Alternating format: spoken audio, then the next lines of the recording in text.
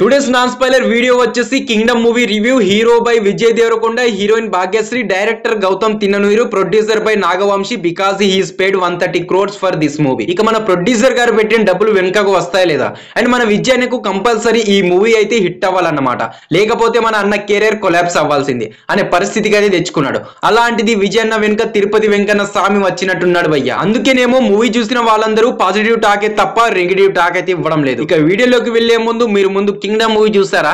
చూడకపోయినా చూడండి, మీకు కొంచెమైనా అర్థం అవుతుంది.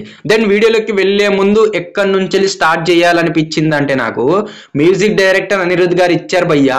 ఆ ఎలివేషన్స్ తో ఒక్కొక్క సీన్ ఉంటుంది, అబ్బో అలా లేచిపోయిందని చెప్పాలి. అలా ఇవ్వడం వల్ల తను ఈ మూవీని తన భుజాలపై మోసినట్టు అనిపించింది నాకైతే. అంత బాగా ఇచ్చారు బీజం అయితే. విజయ్ అనే యాక్టింగ్ అయితే ఎక్స్ట్రాడినరీ భయ్యా.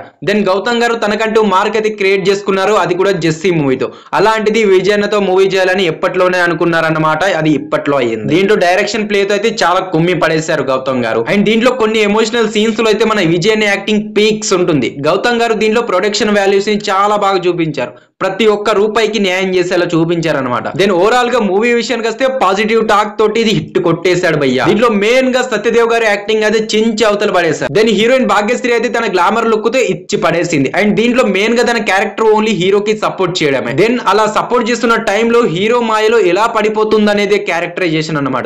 ఇక మీకు కొంచెం క్లూ ఇస్తా వినండి మూవీ గురించి. ఇక మనోడు వచ్చేసి పోలీస్ ఆఫీసర్, తనకు చిన్నప్పుడు ఒక చిన్న brother, I mean big brother ఉంటాడన్నమాట.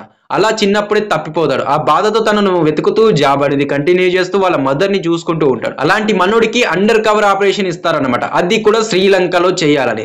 Then మనోడు కూడా ఒప్పేసుకుంటాడు, బికాస్ వాళ్ళ బ్రదర్ ని కూడా వెతకచ్చని, అలా కూడా శ్రీలంకలో కొన్ని విషయాలు కూడా తెలుసుకోవచ్చని. ఇక ఇతని ఆపరేషన్ ఏంటంటే, శ్రీలంకలో గ్యాంగ్స్టర్స్ ఉన్నారు, వాళ్ళు ఏం చేస్తారు, ట్రైబల్స్ ఎందుకు ఉన్నారు, ఇదన్నమాట తన పని. కానీ ఎప్పుడైతే మనోడు సత్యదేవ్ కోసం వెళ్తాడో అప్పుడు తెలుస్తుంది అతనే నా బ్రదర్ అని. అప్పుడు తన కోసం ఎలాంటి రిస్క్ తీసుకున్నాడు, ఎటువంటి డెసిషన్స్ తీసుకున్నాడు అనేది స్టోరీ అన్నమాట.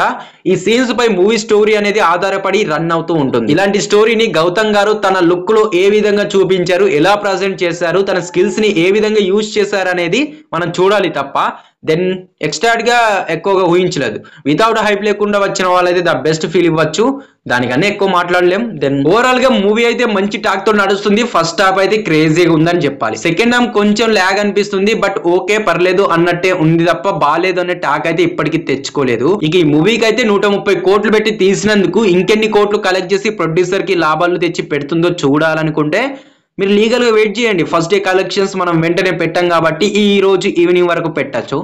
దెన్ దాని గురించి లీగల్ గా వెయిట్ చేయండి. దెన్ నెక్స్ట్ వీడియో కలుద్దాం. Bye bye. మరి ఎందరు ఈ మూవీకి వెళ్తున్నారో కామెంట్ చేయండి. Bye guys.